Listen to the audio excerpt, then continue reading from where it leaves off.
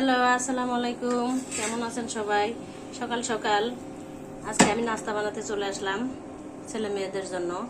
ওরা দুইজনেই স্কুলে চলে যাবে। আমার ছেলেটা সকালেই চলে যায়, 7টার দিকে ওর কোচিং। ও খেয়ে চলে গেছে।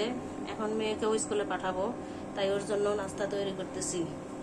আমার মেয়েটা আবার একটার বেশি 2টা রুটি খাইতে চায় না, পরোটা খাইতে চায় না। তাই বুদ্ধি করে ওর জন্য আমি দেখেন পরোটাটা একটু মোটা করে বানাই, যেন ও বুঝতে না পারে যে আমাকে এত মোটা 2টা সমান দিয়ে দিছে।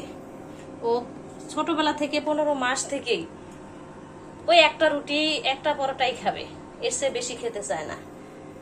তাই আমিও বুদ্ধি করে ওর জন্য একটু মোটা করেই বানাই। আপনারা ভাববেন না যে আমি এত মোটা মোটা করেই বানাই, না, আসলে এটা ওর জন্য একটা টেকনিক। ছোট বাচ্চাদের খাওয়াইতে অনেক পরিশ্রম হয়, মায়েরা এর ভোগান্তি হয়। আচ্ছা, ভালো থাকবেন। আসসালামু আলাইকুম।